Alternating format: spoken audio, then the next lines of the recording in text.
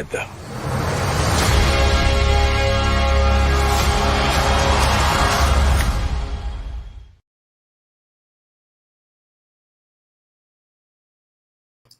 Well, a very, very pleasant Saturday afternoon to everyone out there in the Pajukan land.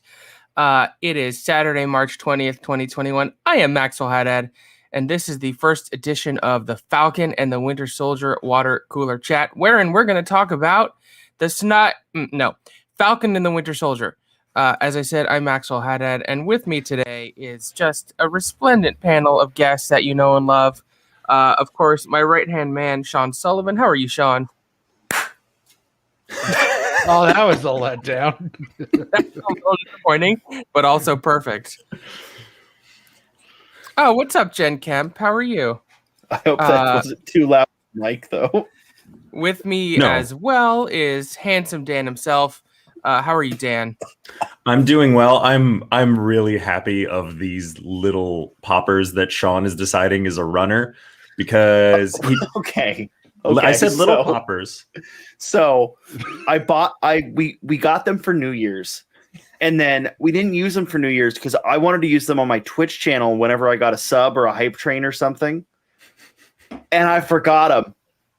I forgot about them until last night. Yeah, so I've got like 7 left. I hope I can order some on Amazon. I'm not sure. I'm sure you can. Oh, I'm sure. I'm fairly certain. Mm-hmm. And finally, joining the panel, the panel today is Eric Muller. Hello. How are you, Eric? I'm good, Maxwell. How are you? I'm good. So before we get started, I'd like to just note, and you can't quite see it because of my lighting setup, but I made a few adjustments to my collectibles. And as you can see here in the back is the Winter Soldier himself. It's a hot toy. It's Bucky Barnes.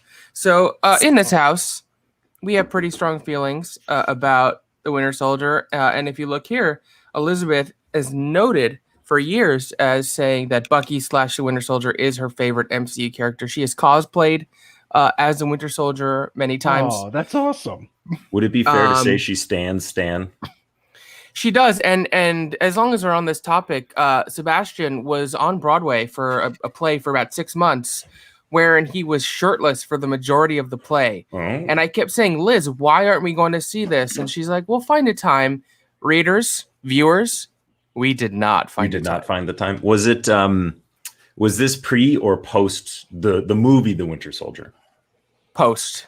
Okay, because I was going to say it was one of those things where. It was one of those instances between Captain America and between Captain America, the Winter Soldier. He was one of those actors who like inflated and became he was already big. He was pretty I mean, it was definitely somewhere post Winter Soldier. Mm-hmm. Maybe even post Civil War. I'm not positive, but he was already quite well known at that point. I think we all stand Sebastian Stan. It's just a lot of fun to say. Also, I love Anton. Sebastian Stan. I think Liz and I, the first time we ever noticed him was when he played the Mad Hatter on Once Upon a Time on ABC. Which I thought he was great in, and I think he's been in a couple other TV shows, but that was the first time where I was like, "Oh, who is this guy?" And I remember him from Hot Tub Time Machine. Oh, he's so good in that. Yeah. So good. So before we dive into this episode, I forget he's in that. Is he in that? He is in that. He's the 80s douche who's your quintessential bad guy. Got it. Okay. With the popped collar and like trying to stop them from doing all their shenanigans. He's basically doing like James Spader Pretty in Pink, but in or Pajukan watch along of that when? As soon as possible. I mean, so Once March? Upon a Time is a roller coaster of a show. It has episodes that are and seasons that are great and episodes and seasons that are terrible, but it's all very watchable. Yeah, I will gladly admit I love that show. I didn't watch the last, I think, season or 2 seasons where they weren't in Storybook Town. That show did something that bothered me, and I don't think it's some. We're going to talk about Once Upon a Time for the next hour, so strap in, guys. Yeah, strap in. That's what the show is. It bothered me, but it's not something I think they could have planned on. So after season 6, the majority of the main cast, including Jennifer Morrison, left the show. And they did a time jump, and it was sort of a fresh start. Now, had the show gone on for a couple seasons thereafter, it might have been okay. I don't mind a fresh start, but it got canceled after that season. So there's like 6 seasons that make sense in continuity, and then 1 outlier season, kind of like Scrubs. Yep. Yeah. Well, and I think it. I mean, let's be honest here. It got canceled because no one was interested in that season. That being said, and that's the same thing that's happening with Superstore. Although I don't think Superstore got bad, but this season America Ferrera left the show. She was the lead or the co-lead with the guy from Mad Men, who's the actor's name I can't remember. Ben something, I don't know. The show has been canceled, so now there's 5 seasons starring America Ferrera and 1 season where she's gone for most of it. There's Ben 5 Feldman. seasons of that show? Was it Ben Feldman? Yeah, exactly. I knew it was very Jewy. Ben Feldman. There's 5 seasons of that show, and I've only seen like 2 of them. Well, the 6th season is airing next week, is the series finale, and America's back for that. But it's just weird. Like, she left probably thinking the show's going to run for a few more years, because these sitcoms can run 8, 9, 10 years. Yeah, sure. I can't help but wonder if the network and the creators are like, look, we're going to do 1 final season. Will you just sign on for 1 final season? If she might have. Right. When she left the show, she thought it was going to go on for a long time. So it's very weird. Oh, he did it again. Marcus says, I have just been accepted to FCL and can't remember his actors' names. Look, I was up late last night. I've only been awake for like half an hour. And something tells me that Ben Feldman is not going to be an answer in an early FCL match. But you never know. I don't know. Just wait. I just want to point out this feels pretty valid, that it does kind of feel like a fantasy sequel to Lost. I think it was very much inspired by Lost. It was also on ABC. I think it was. But the one last very off-topic thing I want to say, as long as we're talking Once Upon a Time, there was another show that premiered the same year that also dealt with fairy tale characters called Grimm. This show aired on NBC. It was a much darker approach to the material. I love that show. I think it's great. I think it got better and better as opposed to Once Upon a Time, which got worse and worse. It's all on Amazon Prime. So if you're looking for like a fun genre show to watch and you haven't seen Grimm, that gets my recommendation. I'll add it to my list. But tell me why when you say Grimm, I'm picturing the 2 actors from Elementary. The 2 actors from Elementary or Supernatural? No, Elementary. Elementary. Okay. Well, neither of them are in it. I know. So Grimm stars David Giuntoli, who's now on A Million Little Things, and the other actor, Russell Hornsby. Yeah, exactly, Russell Hornsby, who was brilliant in The Hate U Give, and then starred in the short-lived Bone Collector TV show. Me and the wife started to watch this. It was one of those ones. I think I can definitely see what you're saying, because I think we only got 2 seasons or so into it, and we have about 6. Yeah, that's who the Elementary stars are. Elementary is very good too. Have we all seen Elementary? I love Elementary. Yeah, I like that show too. I'm sad that got canceled. Well, it had 7 seasons. Did it? It's a nice run. Yeah.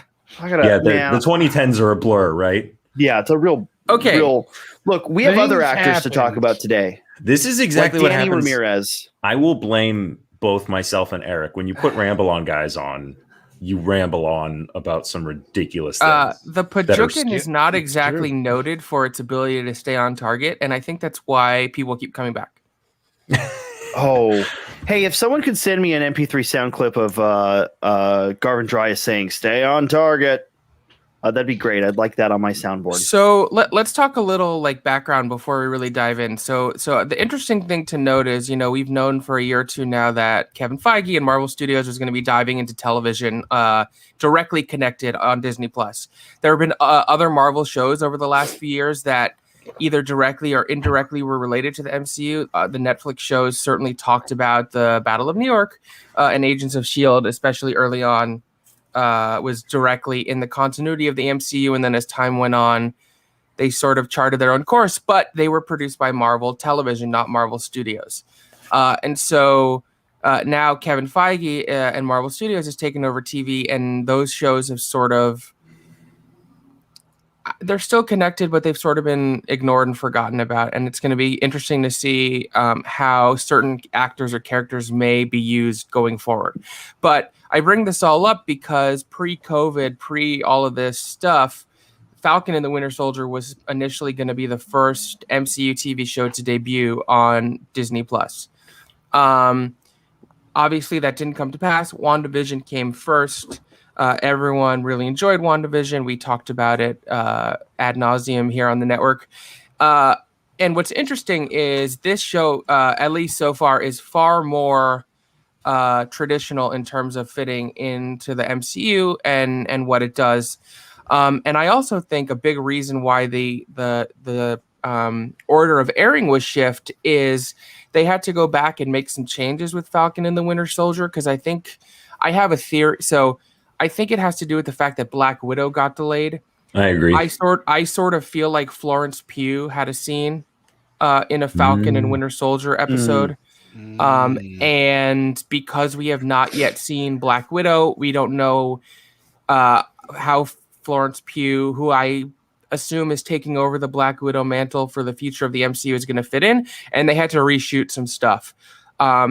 So here we are, and what immediately struck me watching this episode of television and why I was sort of immediately in love is more so than anything we've gotten in the MCU, this feels like a direct sequel to Captain America: The Winter Soldier, which has been my favorite MCU movie since it came out. There are other ones I love very much. Black Panther, we did the whole show. Black Panther, Ragnarok, Infinity War all come real close, but still, for me, Winter Soldier is the high point. And one of the fascinating things of that movie, which they were only able to very loosely touch upon in future movies because there's so much to deal with, is the impact being the Winter Soldier has on Bucky Barnes. Because theoretically, even though they're the same body, they're two different people, right? Bucky Barnes is a kid that Steve Rogers knew in Brooklyn growing up. They were close friends, ride or die.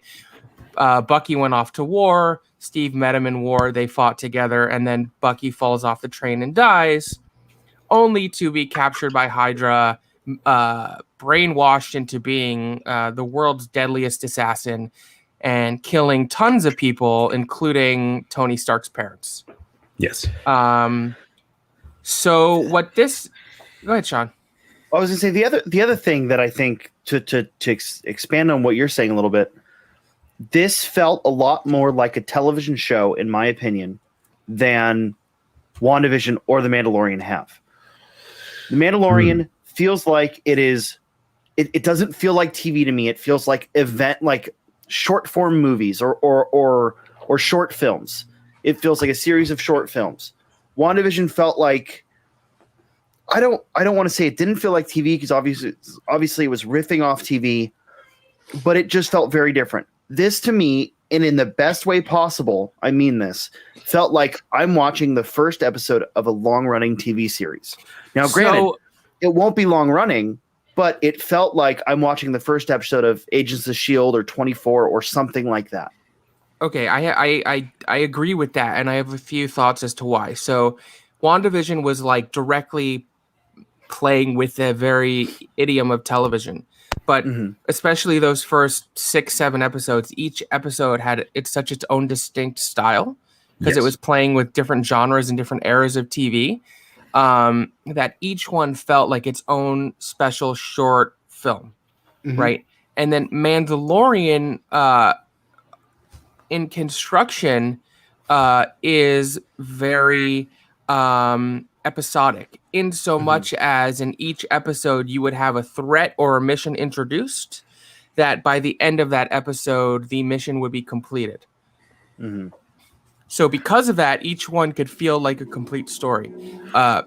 Here, everything is all set up. There is no resolution to anything that happens.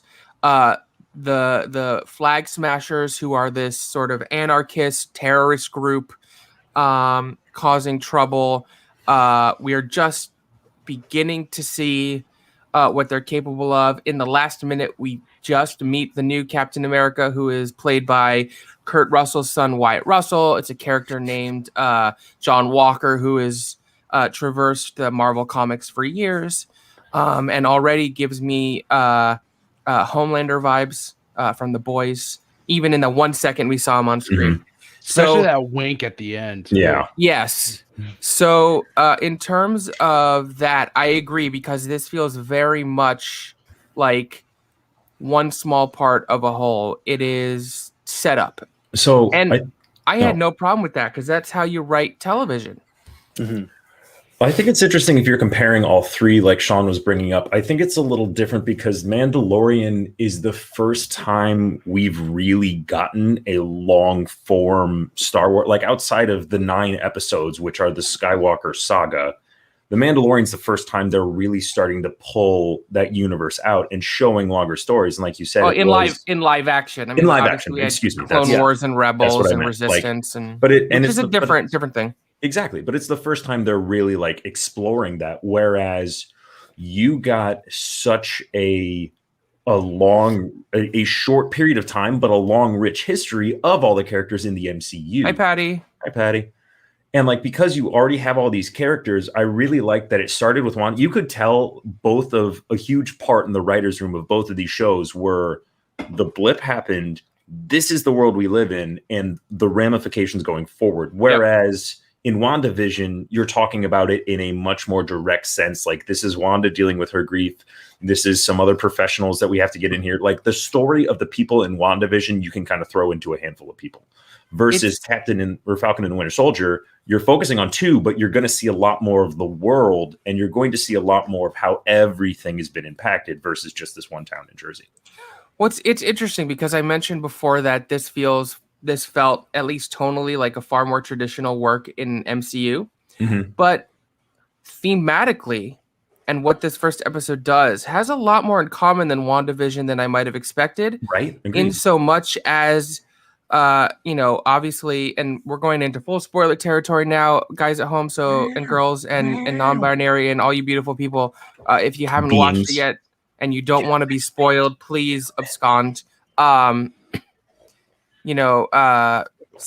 and Bucky don't cross paths or meet in this episode, which I actually think is really smart because it allows, in their own unique way, to traverse the trauma and impact of the events of Endgame and the other shit they've been through as heroes in the Marvel Universe have had on them. Mm-hmm. So we'll start with Bucky, who in a far more literal sense is in therapy.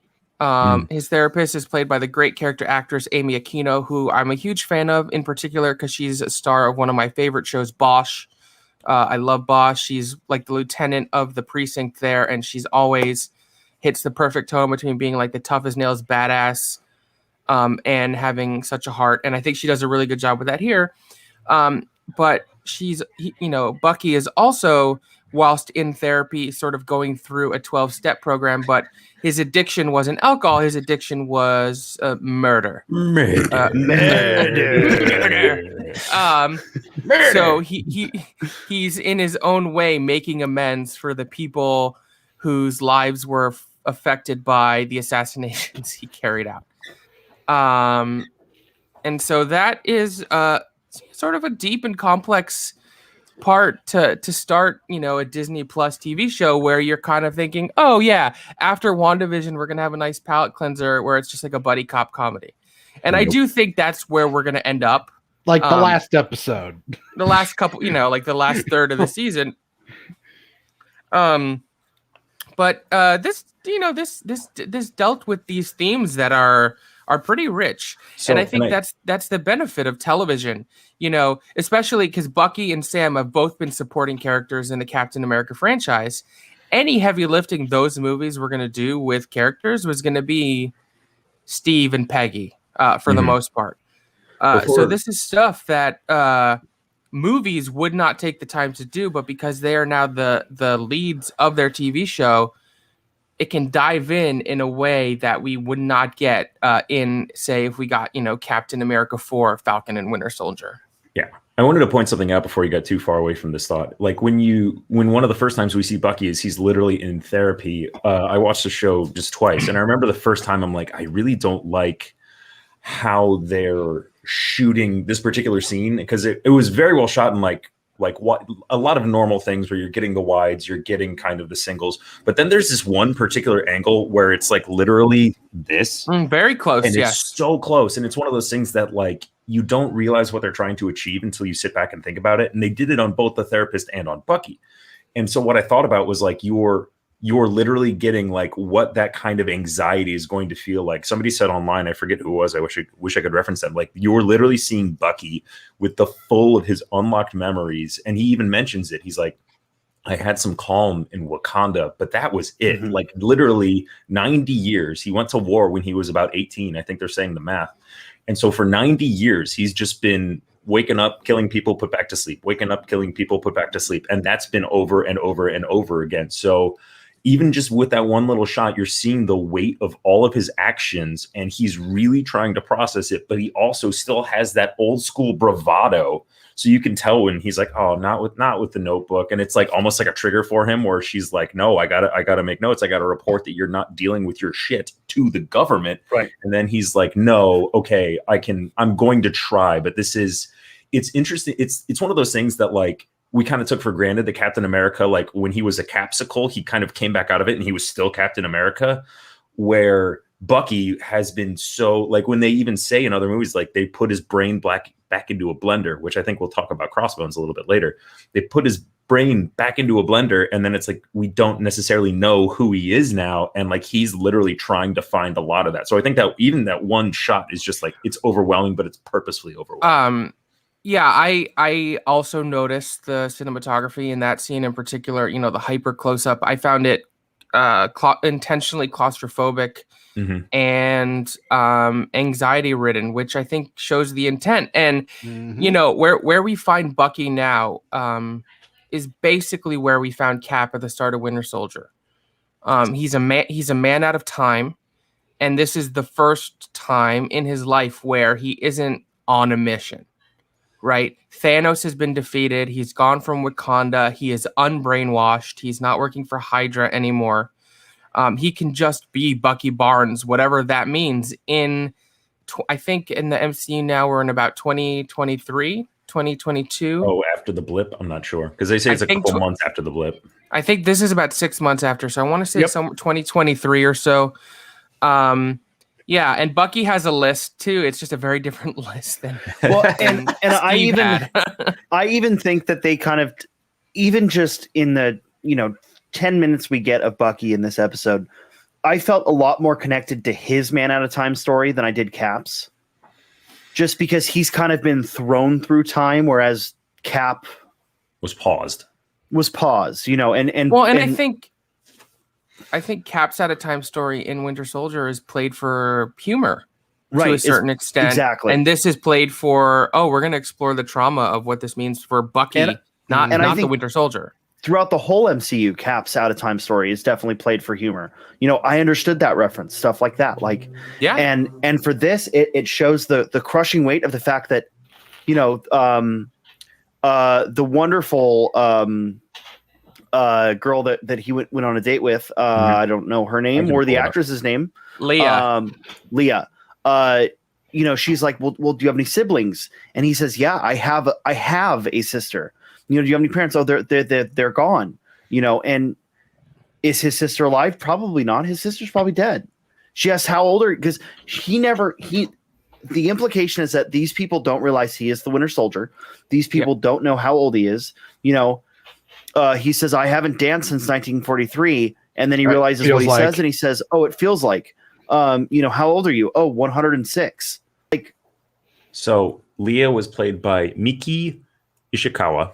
She was wonderful. Yes. Wonderful. I really liked their relationship. And Patty even said in the chat, am I the only one that instantly started to ship Bucky with Leah? And it's mostly because I just want Bucky to be happy. But I wanted to comment. I don't know if he knows how to be happy. Speaking of ships, I have another ship that I told Maxwell about we're going to get to. Well, I just want to say one thing quickly about the list. I don't know if you guys noticed or looked at the list, but one of the names on the list is P.W. Hauser. who is Paul Walter Hauser, the actor, movie trivia Schmodown competitor, because him and Sebastian Stan worked pretty closely on I, Tonya together. It's all connected. So I just assumed they were like, hey, Sebastian, write out a list and you could fill it in with whatever names you want. And one he wrote was P.W. Hauser. That made me laugh. I do want to comment quickly on what Sean said, though, because it's when you're talking about those stories out of time, like Cap's, his morals and his ideals didn't really necessarily have to change from the 40s until now. Like, it was one of those things where it was like, I think they did a great job in those movies that he had the standalone, that they were kind of writing around it. Like his being out of time is played for humor, but he doesn't have to like grow like emotionally. Like Cap is pretty much Cap, and it's him coming to terms with nowadays. It's not like, but they definitely could have. Look, there's a lot of cultural differences that a soldier in 1942 and he's still trying to go like truth, justice, in the American way. He's still like your eternal Boy Scout, to where Bucky literally has been evil and murdering people for 90 years. So now he's trying to be good, and he's literally haunted. So I think that's where I like that they're delving into that, because you couldn't do that. You couldn't do Bucky's story, at least not justice. No. It would be very heavy-handed if it was in a movie, versus this, where they're already pulling back that curtain, be like, hey, he's a broken person and he will need help. Well, and I even thought, like, with the gentleman he was going to lunch with, when they first set that up, I thought that was one of his war buddies or something. I was thinking the same thing too. I was just like, but then when you find the truth, and that reveal was so good. So heartbreaking. I also initially thought maybe he was a war buddy, but before they did reveal who he actually was, I think I sort of got to it. Because we have this really well shot, and that's another thing, like the action that we saw in here, especially that scene where he is the Winter Soldier and he's assassinating all those people in that hotel, is very reminiscent of the Winter Soldier movie in its hand-to-hand combat, the way it was shot. And he kills this this innocent bystander who just happened to see him witness, and so we discover that the older guy that Bucky has been befriending and having lunch with is the father. And that gentleman, the father was a gentleman named Yori, and he was played by Ken Takamoto. And the cinematography, the shot of the red bean mochi was so good. And that was where Jill put it together. I didn't put it together till Bucky was on the date. More heartbreaking. Yeah. And I mean, just that whole sequence was so great. As soon as he said my son was killed on a work trip, I figured Bucky had killed him, but it doesn't make it any less impactful. No. So let's jump now to Sam, who is the other half of this episode. Probably ends up having a little more time, I think, than Bucky. I feel like this is Sam's show. Yeah, I think so too, to an extent. And I feel like we're he's going to also have getting the biggest Bucky arc. I think it's going to be a 60-40. Which I think is the right split. I mean, they're already setting it up that he's very torn. Like Bucky's dealing with his past, but they're setting up Sam being torn about his future. Where I think you're having, like, we talked about a little bit with Dwayne on one of our WandaVision shows, and he was saying he was going to be really upset if they didn't go into the race issues dealing with Captain America. And I think that's something you're seeing Sam struggle with. And then I was surprised it came back in the first episode that we're getting Wyatt Russell already. And am I the only one who thought Wyatt Russell helmet weirdly didn't fit him? Like they kind of did it on purpose. No. It looks okay. Whenever I see Wyatt Russell in that helmet, it kind of reminds me of Mike Kalinowski in that helmet, but it fits way, way, way worse. Something about the smirk very much gives me a Mike Kalinowski vibe. But yeah, I don't think that helmet fits Wyatt Russell very well. I think it might have been intentional, because I think it's one of those things that like I don't think they do things that are unintentional in this. Also, looking at like the history of like the Captain America costume with Chris Evans in it, the helmet's always seemed weird on him. It never felt like it fit, even like in Winter Soldier. I think they got a couple. I think Winter Soldier and like Endgame, it's really good. I think the first Avengers, where it was like that one full cowl, like it's Batman mask, that was weird. But I think once they did it separately, well, and the you, other like, thing for me is I've seen Wyatt Russell in a bunch of different things. I don't think I've ever seen him without a beard. Same, right? Like And Overlord so beard. His 22 Jump Street beard, that TV show he did, Lodge 49 beard. So seeing his like actual jawline was and that weird. might be why. That might be why.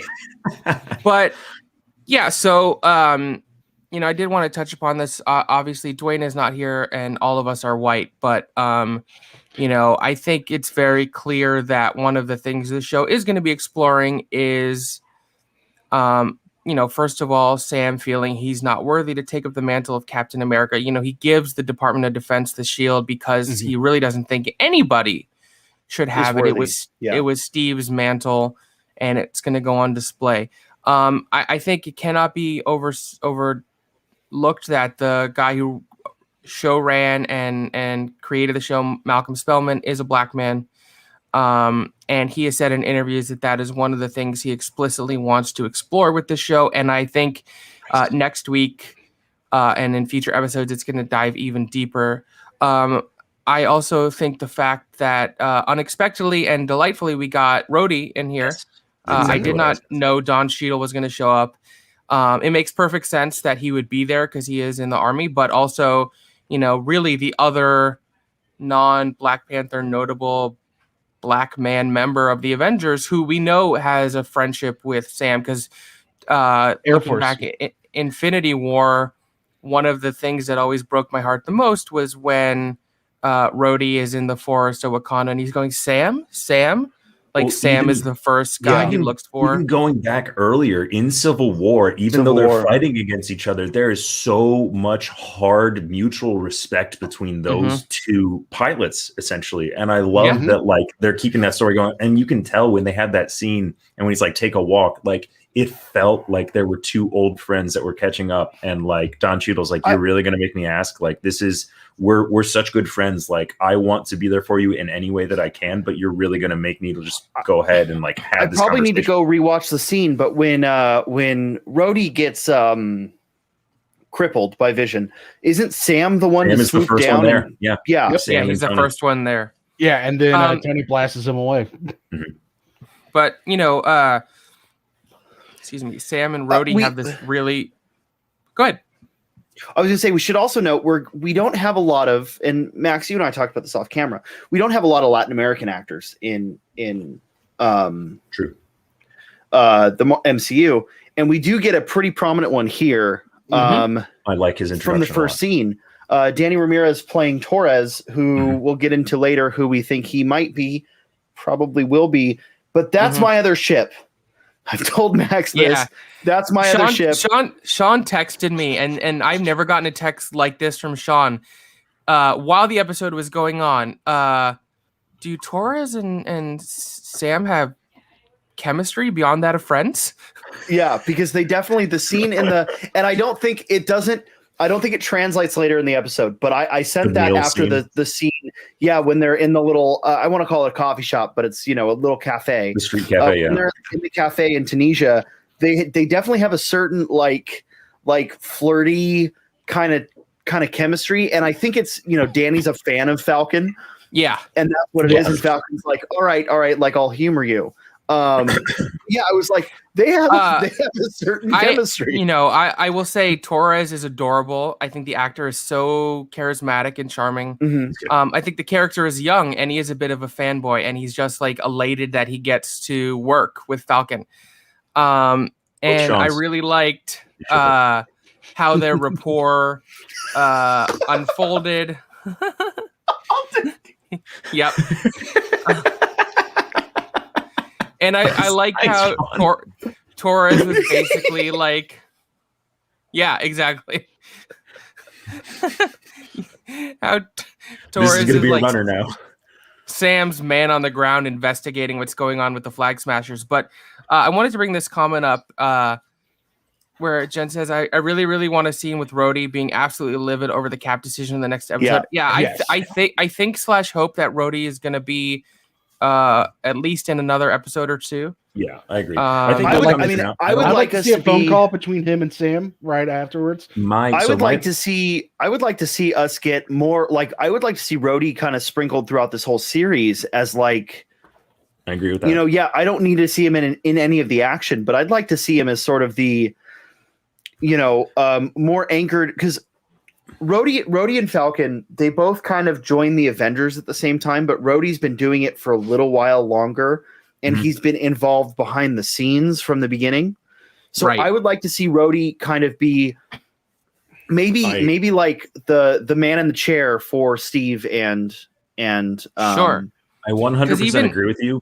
Even if you think back to Infinity War, when Cap and Sam and them show back up at Avengers HQ, Rhodey is the one there who's been sort of keeping tabs on things, coordinating with General Ross. He was doing that in Endgame as well. But real quick, before we get too far away from the scene that we think Rhodey's going to be in, I don't think we're going to get an actual scene of Rhodey being pissed. What I think we are going to get is a scene of the aftermath where Rhodey is talking to Sam and he's like, no, caught me off guard too. Like, I'm pissed. I took it up with Thunderbolt. He threw me down. Like, I think it's going to Thunderbolt's not defense secretary anymore. I mean, who knows? But I'm sure he's like the head of one of those committees. I think he'll get name dropped. And I think it'll be a conversation where like Sam is what's going on.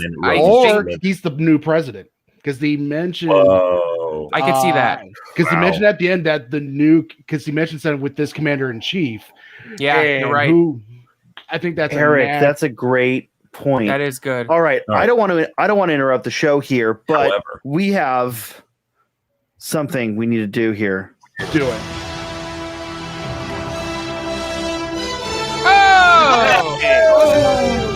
I made it. What's up, guys? There it is. The namesake is here. Yeah.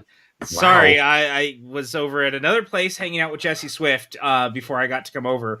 And you guys talking about all the stuff with Rhodey, I came over to the stream and I was like, I have to bring this up because I think a lot of whatever happens here is also going to be laid into Armor Wars. I was trying to get to that, but I kept getting interrupted. Yeah, I was going to say, I think Thunderbolt is going to play a decent part in Armor Wars. Yeah, and I think that we're going to see a lot of that and a lot of the seeds of what was like his motivations in Civil War and the way he was thinking. And now this new thing with Cap is going to start. Yeah, it was a missed opportunity for one of us not to say on your left when PJ showed up. It. Oh, yeah. Damn it. Okay, so there's a car alarm going off. But before we get too far, I have to ask PJ. Yeah. Do you ship Torres and Wilson? Yes, I do. Okay, good. Their story is undeniable. So let's talk about the centerpiece. I want to dive into Sam and his family, but before we do that, real quick, I'd like to talk about sort of the centerpiece action sequence that takes place here. And what I thought was super cool is that we see the return of George St. Pierre as Batroc. Yes, who we saw in basically the opening action scene on the ship in Winter Soldier. And I thought the placement of him is sort of like the primary antagonist for this opening action scene in both Winter Soldier and now Falcon and the Winter Soldier was very deliberate and very cool. It was so cool. And it was so funny because the way it's set up, I actually thought it was a prequel at first. Like, I thought it was an action sequence pre that. And I was like, oh, that's interesting. And then as it was playing out, I was like, oh, no, this is now. And to finally, to see that Batroc still running around is one of the great things that the MCU has done, is left some of the lower tier villains out in the wind. And it's something that I think that more studios need to do kind of moving forward, is leaving some of those characters alive, because now you can see these interactions. There's a lot of Justin Hammer is still out there. Yep. Oh, yeah. 100%. I think we're going to get it. I'm sure we'll get him in Armor Wars. Oh, I think so. It's already said he's going to be. That's exciting. For our viewers, if you've never seen, Abomination is still out there, right? And he's coming back for She-Hulk. Yep. Right. Whoa. For our viewers, if you've never seen the Ultimate Spider-Man cartoon, just look up Ultimate Spider-Man Batroc the Leaper, and you'll never be able to watch George St. Pierre without thinking leap. Well, so George St. Pierre has incredible physicality. I think he's a martial artist and he can do parkour. He's one of those guys. He was and they use that to great effect. But that whole action scene knocked my socks off. I thought it was so well shot, well composed. It looked expensive.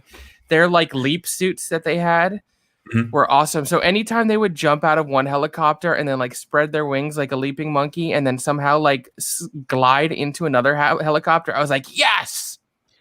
So I feel almost as strongly about Red Wing as I do about Grogu. If anything happens to that little red drone, I'm gonna cut got a shot bitch. this episode. I know. I'm so sad. So I also Are you saying say, Red Wing is a bird?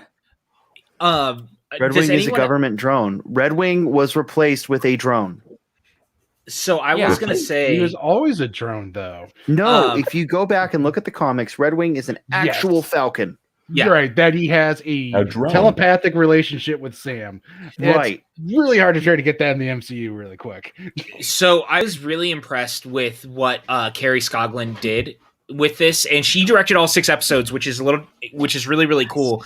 And I actually kind of think this is also her audition to direct an MCU film after this. It should be noted that she did direct an episode of the Punisher TV show. Yep. Ooh, so this is not her first time playing with Marvel. And I have to think Feige liked what she did with Punisher. I've been a fan of hers for a while. I think she's done incredible work. Television directors often get overlooked, but she's done Boardwalk Empire, Vikings. She's done Fear the Walking Dead and The Walking Dead, House of Cards. She did a bunch of episodes of The Handmaid's Tale. And also she did Nosferatu. Very early on in her career, she did some of La Femme Nikita, the TV version, which is she did a couple episodes of the Crow TV show that didn't last very long. So she's been killing it for a long time. And I would argue this is her biggest, highest profile. Okay, that's enough of that. I'm turning this off. Highest profile job she's had, and I thought she did a fantastic job. Yeah, I did too. You know, and it's so interesting too, because like, I mean, one of the things I wanted to bring up with that too is like, people think that for whatever reason women don't direct action, and I don't like, this was like next level action done by a very incredible female filmmaker. Like, we should not be discounting that. Did anyone you want to say you say women can't direct action? I say Catherine Bigelow and the Wachowskis. Now go fuck yourself. Did anyone else find it interesting that like that? So Latroc goes Latroc. Did I say his name right? Batroc the Leaper. Batroc the Leaper. Anyone find it interesting that he goes toe to toe with Captain America in the beginning of the Winter Soldier, and then Sam kind of goes toe to toe with him in this? Because I thought that was a nice little showing. I think that was very intentional. That's sort of what I was saying earlier. That he's like the first foe he has to fight here. So I think they're just to wrap that. Yeah, go ahead. Sorry, I thought you were going to apologize. Oh, no, well, I was just going to say, to wrap that up, I think that because when we see Sam get introduced in the Winter Soldier, he's like retired and he's happy with where he is. But then I think you're supposed to imply that he's back working with the Air Force and he can like take all this on, that like he's just as sharp as, if not sharper than Infinity War and Endgame, where he's like, no, I'm serious about this. I've been training, like trying to show that even though he doesn't feel like he's worthy of Captain America's mantle, that maybe we should be inferring that he already is. And I think he definitely is. I think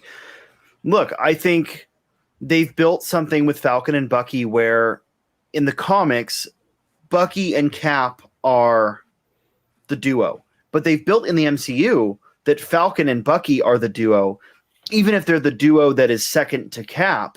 Now we're going to build on that. And this whole series is built with Cap characters. I mean, we haven't seen her yet, but Emily Van Camp is going to be here. Daniel Bruhl is going to be here. Like, we're going to see this full cast of Captain America characters here reinforcing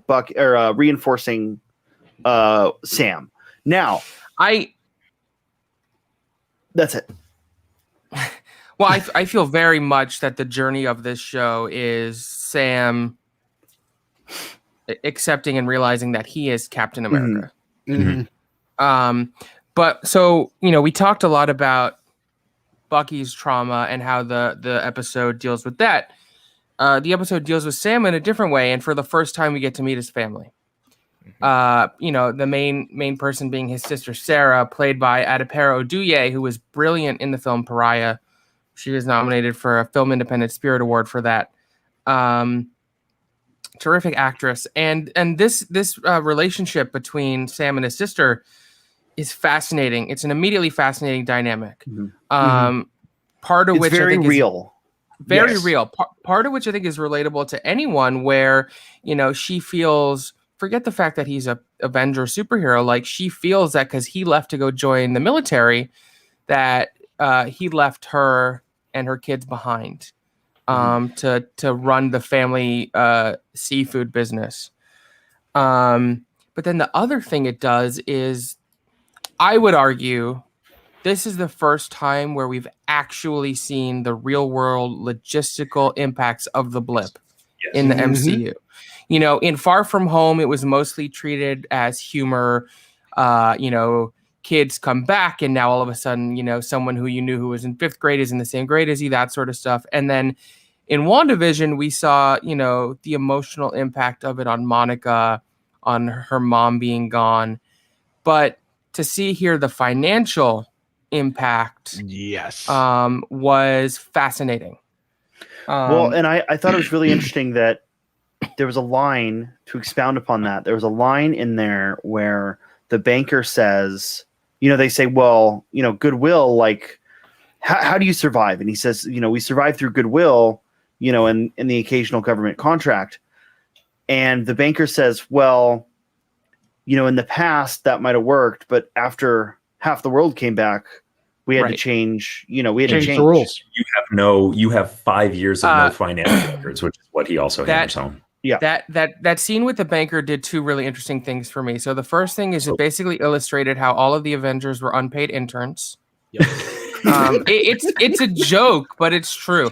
Yes, especially and dropping that thing was like, did Stark pay you guys? Like, how'd that work? Well, yeah, so I'm glad you said that, because I did a little research, and there have been runs of Avengers and Marvel Comics where Tony Stark did set up sort of a charitable trust where the Avengers got paid like $1,000 a week or whatever. But the other interesting thing, and this is a subtext that I think very clearly the show is building, is Sam's sister basically said some, I don't remember the exact line. Anton. Yeah. That hurts, Anton. That's so funny. I hate it. I hate how accurate it is. Sam's sister said something to the effect of, I don't want to misquote it, but basically the gist of it was, well, you're not giving us a fair shake because we're black anyways. Yeah. Yes. And she doesn't exactly say She those doesn't words. say it, but it's heavily applied. But that's what she meant. Yeah. And I mean, I even think it's so funny seeing the banker, like, it's so funny because the banker, Dan, what you said, the banker says, like, well, was Stark paying you? Sorry for your loss, by the way. And then keeps straight into the rest of his conversation. It's like they are this. It's so weird seeing this day-to-day life of, race aside, like the day-to-day life of these Avengers that are putting their lives on the line for them. They're these huge celebrities, but no one's taking care of them. Yeah. Well, and I mean, the banker, he starts it off by like, hey, I know you. You're famous. Did you play football? For LSU? Did you go to LSU? Go Tigers. Finally it's like tries to get the selfie with them. Tries to get another one with him with his arms out. Well, I love that. I'll Are you say serious too, right now? To Sean's point, like it's very much a social commentary on how we treat our own military, right? So many people come back in the real world and we leave them like we, not us, but like the world tends to leave them behind. And that's 100%. why so many of our veterans and stuff are on the streets and things like that. And so between that and then the very obvious social commentary on the simmering racism underneath about they wanted, they begged, and it seemed, to have him turn that shield over so that they could preserve it just to give it to someone who is not black. Yeah. All of this we're talking about, just reaffirms our point that, everyone expected this to be a more fun, action-heavy show in the wake of WandaVision, and it is, like, on the surface, but it's also not cutting corners with the themes that it's exploring. No, 100%. Which is the benefit of a 6-episode Mm-hmm. season of television. And by the way, I think this show, far more than WandaVision, has the likelihood of there being multiple seasons. Well, I also think that there's going to be a potential Captain America movie off of this too, which I think is great. Like, I think you can do both. And that's the beauty of the TV shows. And I'll say it again, because I think the people in the back who keep complaining about this stuff need to hear it louder. The reason it's a television show is so we can actually spend time with these characters that the movies have, to this point, not really had the time to do. You were spending time with all the heroes that were the focus. These shows are letting us get behind the curtain of characters who have, to this point, kind of been pushed to the wayside. That's not a dig, but it's just kind of true. Yeah. Well, I mean, we said that before you joined us. Thanks, man. I'll even give a little bit of a setup for that. Like, I don't know who the man who was the meta. I'm using the term. I'm stealing a DC term. Do we know who played the meta? That's Germany? The thing I was going to pontificate, and I don't know if they can do it because he's literally had a building and been blown up twice. You think it might be Crossbones? I think it might be Crossbones. Okay, especially because like they do that overhead shot is so cool when you go up and then there's like the car and then you see the X's in the parking spaces. I know this, and I think we saw her very, very briefly. We did. That's what I'm getting to. Aaron Kellyman, who is Enfy's Nest in Solo. Is playing a character named Carly Morgenthau, who is the leader of the Flag Smashers. Okay. Yeah, and that other guy, the super strong guy, he if you watch the trailers, you see him in there. So I was kind of thinking, like, look, if this were a movie, we would see before this scene, we'd see a menacing shot of Aaron Kellyman and our meta, like, kind of being all menacing, and then they go do the heist, right? But because it's a TV show, we can show a brief aside where we the only reason we know it's Aaron Kellyman is because of her, wonderful hair. Wonderful hair. And like that's the only reason we know it's Aaron Kellyman, and because we know she's in the show, and then we see, our meta man, and we can wait to get that set up. It literally just clicked. I didn't know who you were talking about until you said the hair. And then I was watching it this morning and I'm like, why do we have that one random shot of like 4 people talking in a hotel lobby? And then I'm like, oh, that's where we saw her. Yeah. Aaron Kellyman is she's Enfys Nest in Rogue One. Solo. The leader of the Cloud Riders. Got you. And I have to say, just as an aside, I think Aaron Kellyman is one of the most unique and wonderfully interesting looking human beings. Yes, agreed. Her freckles, her hair. Okay, so I kind of love the idea that it might be Crossbones just because I am a stan of Frank Grillo. And it's kind of funny.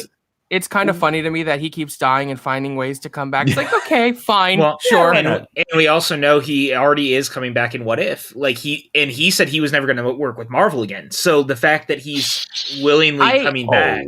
I don't think it's him. What if it's US agent? That was my thought. It kind of did look like Wyatt Russell. I'm not going to lie to you. That's possible. Except with much longer hair. Couple other things I want to touch on. So we were talking earlier about Torres. In the comics, Torres takes over the moniker of Falcon. Yep. So I very much see, if we can assume, and I think we can, that the one of the main arcs of the series is Sam accepting the mantle of Captain America, and you better know there's going to be a hell of a shot, whether in the second to last or last episode where he has the shield, he puts on the suit, he's fighting, and then Torres is next to him in the Falcon outfit. So I think it's leading to that. But the last thing I want to touch on is, obviously this show is called The Falcon and the Winter Soldier, and we saw in both ways Sam has been trying to reach Bucky, and Bucky's not returning his calls. And then when Bucky is with the therapist and she takes his phone, like Sam is basically the only person in his phone. Well, there's 4 contacts, but Sam's the only one texting him.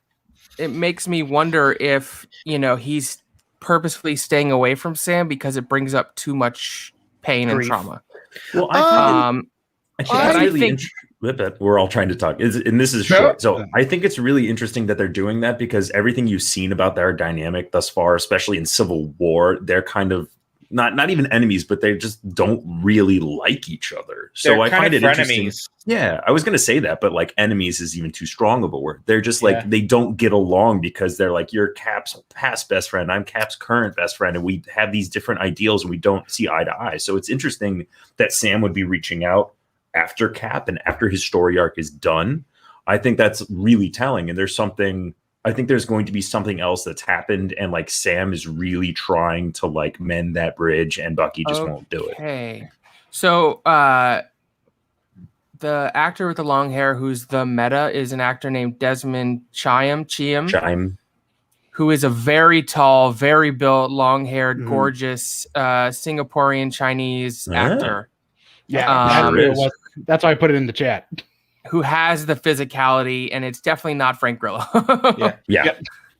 It says he's listed as someone named Dovich. Yes, correct. I'll also say, can we just take a moment to point out how great it is that this show actually has a character like Winter Soldier, like going to therapy and trying to deal with their emotions and stuff. Like, I think that that's a nice change of pace. Like Maxwell and I talked about this, and this is such a weird thing, but like Bad Boys for Life, when it came out, I really like that movie, but there's a joke at the end about them going to therapy that feels very kind of cringy. Like we should stop making jokes about people going to therapy. And so I was happy to see a show like this where it put a character like Winter Soldier as at the focal point of that. And like, I think it's a really nice way to be like, look, it doesn't matter who you are. And yeah, you were brainwashed and you tried to murder people, but therapy is also like, it can help you. That's why they mandated it in his part. And that's like one of the first things the therapist says is she's like, you have to do this and the government is making you do this because we want to make sure you're not going to snap and just kill a whole bunch of people anymore. Right. The other thing I'll point out on the Dovich thing, apparently Flag Smasher is a villain in the comics that I didn't know about. Oh. So there's another little tie to the comics there. It'll be interesting then to see how they tie in Zemo to all that. Because he looks really silly. He has a black and white outfit and a Captain America shield. Yeah. Now I think it's gonna be a reveal that Zemo's the one behind Flag Smasher. Oh, sure. Yeah. I think that's a fair assumption. And I love that they're not giving it to us right away. I love it's gonna be a reveal and it's gonna be a great reveal. I think in summation, I really enjoyed this episode because it took its time. You had the big whiz-bang action scene towards the beginning, but it's really establishing its characters. It's dealing with their traumas. It's asserting their place in the world post-Blip, post-Tony Stark, post-Steve, most importantly for them, post-Steve Rogers. Post-Thanos, They're trying to sort of pick up the pieces and find where they fit in this new paradigm. And then we very loosely establish what the stakes are going to be. We see this new racist Captain America. We know that the Flag Smashers are out there. And that's it. It sort of leaves you with just that. There's not like some big cliffhanger so much. There's not like they're in the middle of a fight or peril. So it's going to be interesting to see how quickly Sam and Bucky team up, how quickly they recognize what's going on. To what extent Taurus is involved. I think he's going to be involved a lot, which delights me. So it's going to be fun. And also, great score. I mean, score's real good. They love got their Henry Jackman back to compose a score, who also composed a score for the Winter Soldier film. So that continuity there was really nice. I was going to say they've done a really good job of kind of twisting some of the known scores we know into something a little new. The score was fantastic. I like how we got. He also did Civil War, so it's a nice continuation too. I just like him being involved. Jackman rocks. I think Anthony Mackie is actually from Louisiana, so I don't know if Falcon as a character was initially from Louisiana, but I do like that Harlem in the comics. Okay, so I like that they tied it in, and they're like, no, this is Anthony Mackie's actual lineage. Let's use that. Another quick note.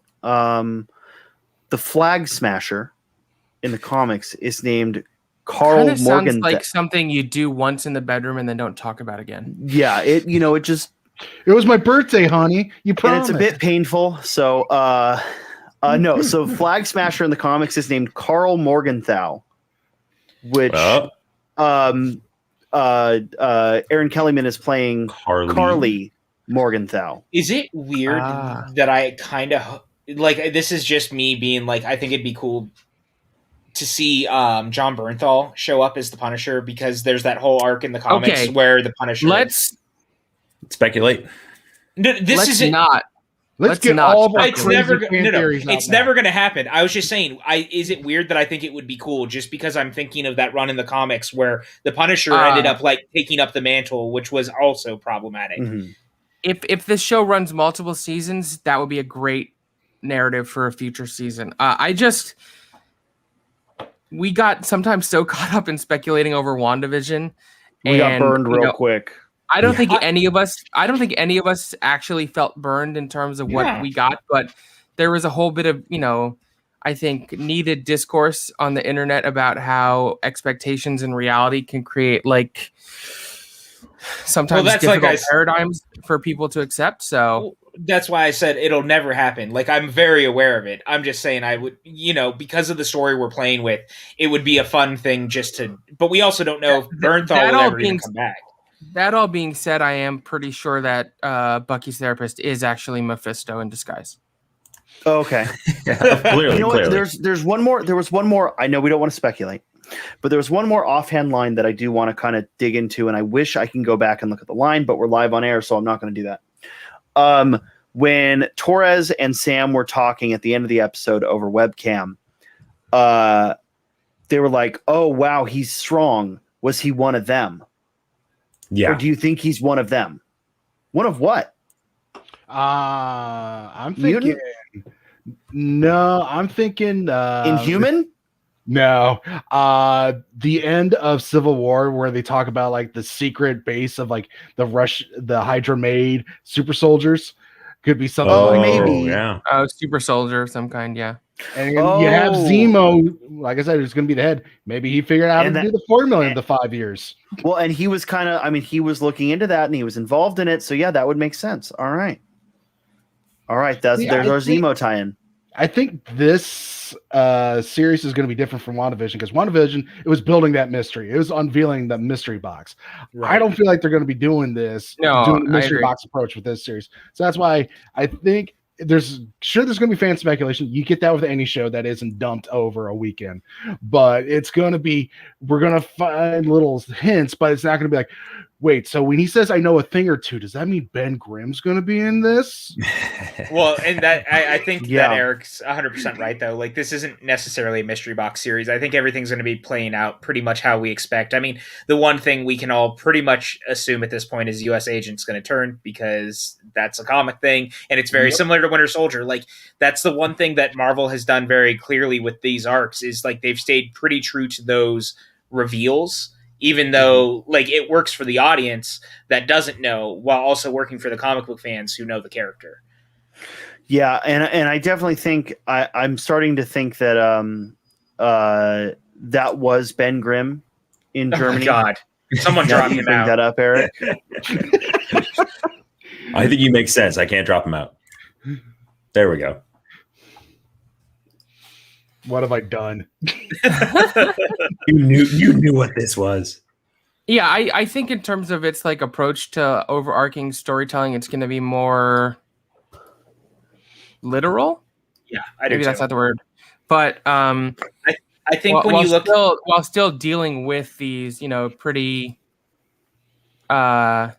deep themes. Yeah, because you need to give the themes time to develop, and if we're spending too much time on other stuff.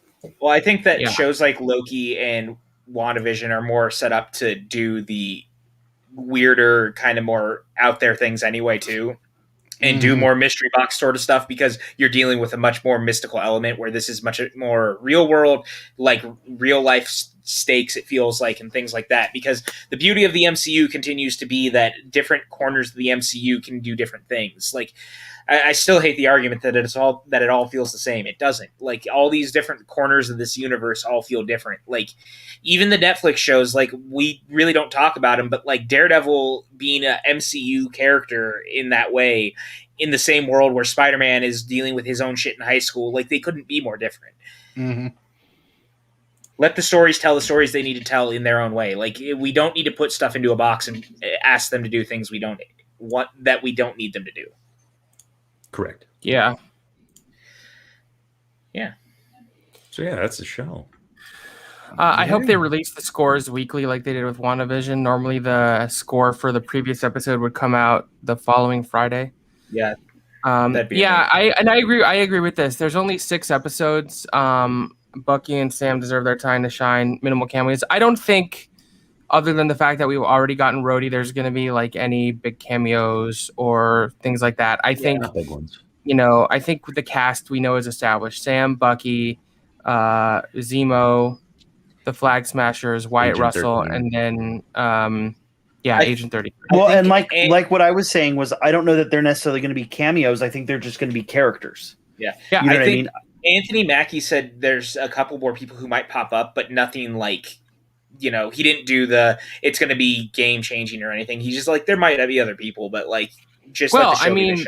He said that before the first episode premiered, and I don't think any of us knew Rhodey. Rhodey was going to be in it. So No, but I wasn't really shocked by I that. wasn't shocked either. no, You know but what I he mean? didn't Because it say. made sense. Yeah. But that's my point: is he didn't say you're going to be shocked. He just said Right, people and might that's- show up. And that's what I was saying, is he didn't make it seem like a groundbreaking type thing. He was just like, there might be people who show up, but like, speculate responsibly, essentially. And Correct. Rhodey being there makes the most sense with what it is and what we know is coming. And I honestly wouldn't be shocked if we find out that after this, Anthony Mackie is also going to be in Armor Wars, depending on how the series goes. Oh yeah, or Torres. Yeah. I think the one piece of speculation I feel comfortable saying is, and not with WandaVision so much, but with this show and Secret Wars and Armor Wars and all that, or Secret, whatever they're calling it, they are going to be building a Disney Plus universe. Yeah. Where some of these characters, like, I guess even with WandaVision, because, Monica, I think we'll see in Captain Marvel too, but I also think we'll definitely see her in the Secret Invasion TV show. Yeah. I mean, because we know she's in it. I think that's again, we've talked about this before. The beauty of the shows is the back and forth now too, because Feige being fully involved means you can take characters from both sides and, slide them across. Yeah. But I think Maxwell's absolutely right. Yeah. I think that about does it. I think we all enjoyed it. I think we're all excited to see where it goes from here. Obviously it's a very different show than WandaVision. So I don't know if we'll get the same sort of like emotional impact, but I think it's striving for something different. And for me, as a first episode, I think it did a great job. I thoroughly enjoyed it, and I look forward to next week. Yeah, I would say everyone would agree this was a successful episode of the PJCN. I agree. Yeah. Yes. I didn't do this at the beginning, so if you'll humor me, I'm just going to go through a couple of the other things we have coming up in the network in the next few days. Tomorrow, the Unwind will be diving into Zack Snyder's Justice League. I won't be there, but PJ will, Tim Franco will, I think Sully will. I need to finish watching it, but yeah. Also joining the panel will be David B. Of David B. Music Biscuits. fame, as well as Andres Gallego. Hey,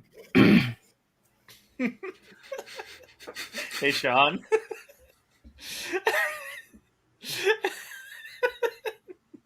What if it said something other than real, like birds aren't avians or birds aren't small? That's enough of that. On Monday night, Women Filmmaker Month continues. That didn't work.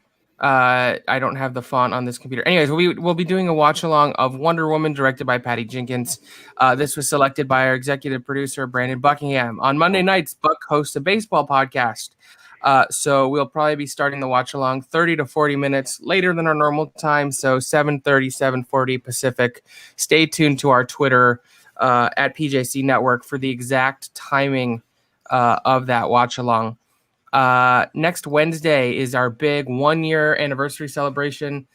The PJCN launched on March 24th, 2020. It's about to be March 24th, 2021, if you can believe it. So it's just going to be a non-stop party. Most, if not everyone you see on this graphic will be joining us, as well as a huge array of special guests that you all know, I'm sure, are going to come hang out with us. And it's just going to be a really fun night. The newest episode of Box is out. Drunk. If you haven't seen it yet, check it out. And finally, we would not be here without our patrons. So allow me to just say thank you to our executive producers, Brandy Parker, Brandon Buckingham, and Ricardo Franco, our gold producer, Sean Wingblade, and all of our wonderful producers, Mike Kay, Stephen White, Kale the Youth Critic, Bedore, Jake Berlin, Anton Putra, Tyler Birch, Patricia Carrillo, Chris Pokernoy, Shira Potato, Molly Damon, Beth Harris, Ferris Muthana, and Jeff Alterman.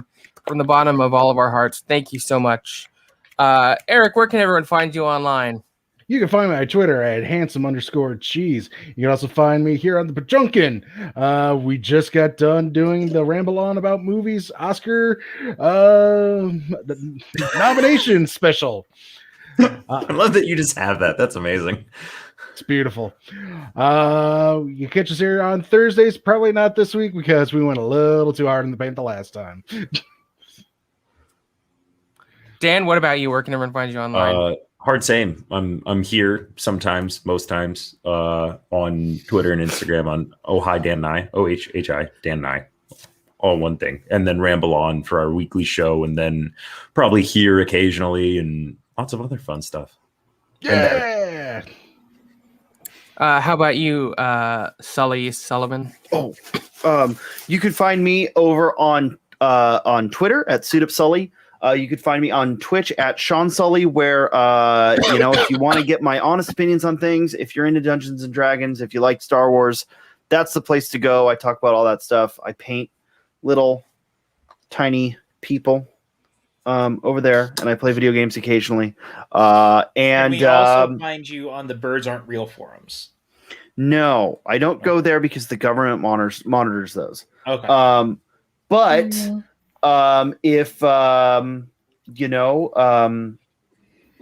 pretty soon I will also be launching a Instagram dedicated to the stuff I do in this world. I'd like to keep my personal stuff and that stuff separate, so stay tuned for that. I'll have a link to that when that's ready. I paint little people, David McKay. You guys can find me on Twitter and Instagram at PJ_Campbell. You can find me over at the Movie Trivia Schmodown, where I write the questions. Be nice to the writers. We're only human. You can find me here hanging out with all my favorite people at the Pajunkin. And the 1 year has already got me dying inside. I can already feel just shutting down. It's going to be a long night. Can't wait. Okay. Be a fun night. You can find me on Twitter and Letterboxd at Cinemaxwell, Instagram at Cinemaxwell Inc. And you can also find me in the Movie Trivia Schmodown, in so much as it has officially been announced that I'll be competing in the First Class League, which I'm very excited about. And my only thought on that is I wish all of the other competitors good luck. They're going to need it. As always, for hanging out with us here on the Pajunkin. We'll see you tomorrow night for the unwind. Stay safe. Wear your masks. Much love and respect. Wear your fucking mask.